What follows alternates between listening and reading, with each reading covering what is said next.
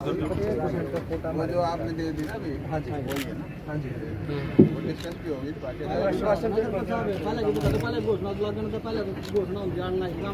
मुख्यमंत्री जी आए थे जी यहाँ पर, मुख्यमंत्री जी आए थे जी यहाँ, मंत्री जी कुछ भी काम खाता कुछ जब भी ये कोई हल नहीं हुआ जी इसके बारे में। अरे तो शुरू का एप्लीकेशन 4 बजे ले लीजिए एप्लीकेशन तो जी डीसी का जो वैसे हो करवा दो सारे गाँव वाले चाहे डीसी रेट का लगो जी, चाहे डेली वेजेस लगो, मतलब 25-50 कीजिए उसमें एक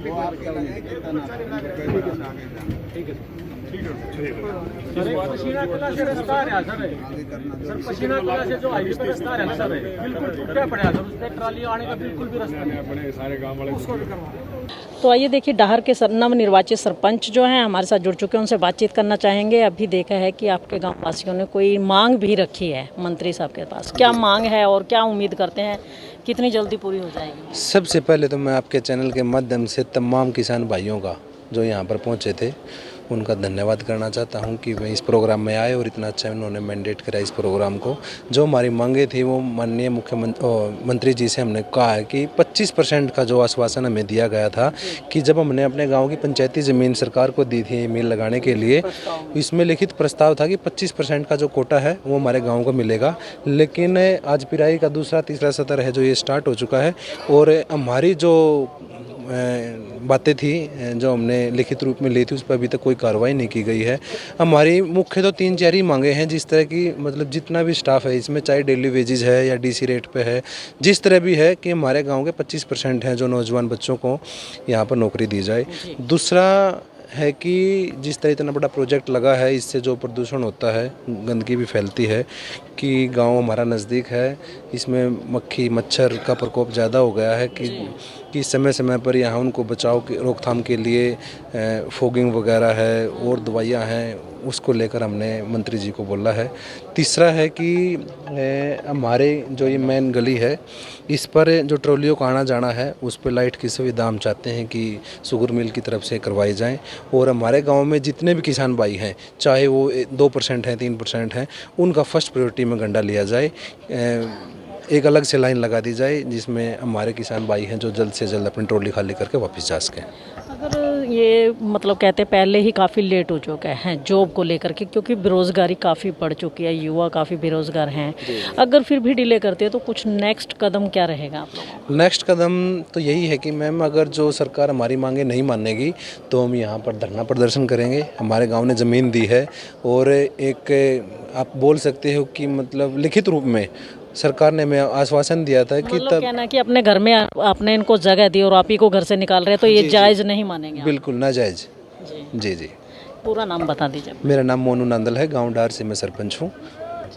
तो देखिए मोनू नांदल डाहर गांव से नवनिर्वाचित सरपंच है और उनका कहना है कि गांववासियों ने जो डिमांड्स रखी थी वो लिखित रूप में है और आज दूसरा सत्र जो है यहाँ पर पिराई का शुरू हो चुका है, लेकिन गांववासियों को किसी को भी यहाँ पर एक भी रोज़गार यहाँ पर नहीं दिया गया, जिसकी वजह से युवाओं में काफ़ी रोष है और आज वो अपनी बात रखने के लिए मंत्री साहब के पास आए भी थे और मंत्री से बात भी इनकी हुई है बनवारी लाल जी से। उनका कहना है कि अगर उनकी मांगों को जल्द पूरा नहीं किया गया तो उन्हें मजबूरन यहाँ पर धरना प्रदर्शन करना पड़ेगा और अपने जो गांव के बेरोजगार युवक हैं उनको रोजगार दिलवाने के लिए उन्हें चाहे कुछ भी करना पड़े वो हर कदम उठाने के लिए तैयार हैं। तो आइए किसान हमारे साथ जुड़ चुके हैं, उनसे बातचीत करना चाहेंगे। जी भाई जी, आप क्या कहना चाहेंगे, क्या लगता है कि आपको रोजगार मिल पाएगा? ऐसे है जी, जब हमारी ज़मीन गई थी ना, जब सरकार ने यही समझौता किया था गाँव में कि ये ज़मीन दे दो 25% रोज़गार मिलेगा, जो हमारे गांव का गन्ना है उसको सबसे पहले लिया जाएगा। गांव में कोई इससे शुगर मिल से कोई बीमारी आती है तो उस बीमारी का खर्च सारा सरकार उठेगी जी, शुगर मिल की तरफ से ये आश्वासन हुआ था जी। और बिजली जो इसमें बनेगी उसका गांव में जो 50% दर पे गांव में बिजली मिलेगी जी। तो क्या लगता है कोई एक आध मांग पूरी हुई आपकी या आज तक कोई मांग पूरी नहीं हुई मैम। तो आज आपने मंत्री महोदय से बात की? मुख्यमंत्री जी आए थे, उनसे भी मिला था जी पूरा गांव, उन्हें भी यही आश्वासन दिया था, आज तक कोई गौर नहीं किया हमें। अच्छा, आज मंत्री महोदय से आपकी मुलाकात हुई, बात भी हुई, तो उन्होंने क्या आश्वासन दिया और क्या आप उनसे संतुष्ट हैं? संतुष्ट है जी। पीछे भी माननीय मुख्यमंत्री जी आए थे इसी गांव में, उनसे भी संतुष्ट हुए थे जी। आज तक कोई हमारी मांग पूरी नहीं हुई जी गांव की। मतलब आप लोगों को आप तो संतुष्टि कर लेते हो, लेकिन ये कहीं ना कहीं अपने वायदों पे खरे नहीं उतरते। खरे नहीं उतरते मैम। क्या नाम है आपका? रणबीर नांदल। तो देखिए, रणबीर नांदल जिनका ये कहना है कि मुख्यमंत्री मनोहर लाल खट्टर जब यहाँ पर आए थे शुगर मिल का उद्घाटन करने के लिए, उस समय इन्होंने अपनी मांग रखी थी और इनका जो मांग पत्र है शुगर मिल के साथ जब कॉन्ट्रैक्ट हुआ था, ज़मीन दी गई थी इनके गांव के द्वारा, तो ये सारी की सारी बातें लिखित में दी गई थी।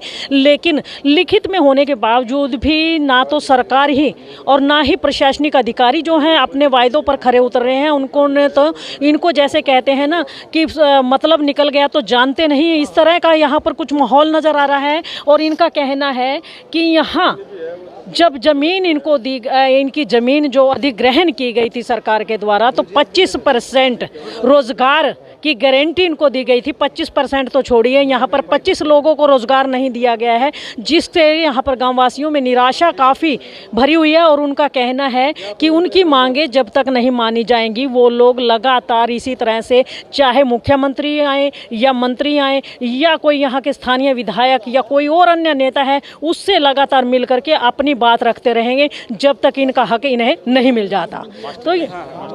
तो ये मास्टर जी हमारे साथ जुड़ चुके हैं, उनसे भी जानना चाहेंगे। जी मास्टर जी, क्या कहना चाहेंगे? कैसा लगता है जब आपके साथ कोई वायदा करके और मुकर जाता है, तो कैसा लगता है? हमें तो हैरानी लगती है जी, एक भी मांग कोई पूरी नहीं की। मुख्यमंत्री जी आए, यहाँ को गांव को गोद लिया, गोद लेने के बाद ये सुविधाएं करेंगे, बिजली मुफ्त देंगे और कोई आदर्श गांव बनाएंगे इसको, डार गांव को। और हम एहसानमंद है, डार गांव के ज़मीन दे दी है हमें।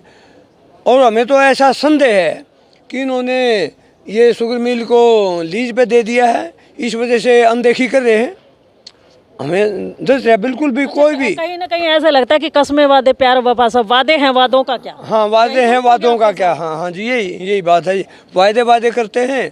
और बनवारी लाल जी जो आज बात की है, उन्होंने भी एमडी पे टाल दिया, भाई आप इनकी बातें सुनो।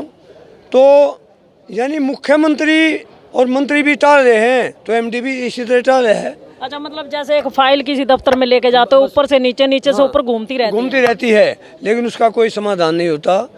तो अगर गांव में काफ़ी रोष है इस वजह से। एक बार नहीं, हम 3-4 बार अधिकारियों के पास भी जा चुके, सांसद के पास भी जा चुके, अब फिर जाएंगे। पहले जाएंगे हम सांसद के पास, इकट्ठे हो गए। अगर उन्होंने हमारा समाधान नहीं कराया तो हमारे लिए मजबूर हो जाए धरना प्रदर्शन करने के लिए, और इससे ज़्यादा कुछ नहीं होगा। तो या तो जितनी मांगे हमारी उसमें लिखी हैं प्रस्ताव में, वो सारी मांगों को बिजली मुफ्त देने की वो भी वायदा था आदर्श गांव में। तो ये बताओ कौन सी सुविधा की है डार गांव में? आज तक बिल्कुल नहीं की है। हमें लाइट लगवानी है यहाँ। तो दूसरा फॉगिंग का था, वातावरण प्रदूषण होता है तो मच्छर बहुत हो रहे हैं, उस बारे में कोई ध्यान नहीं दे रहे। बार बार हम रिमाइंड करा रहे हैं, लेकिन कोई ध्यान नहीं दे रहे जी। क्या नाम है आपका? मास्टर करतार सिंह।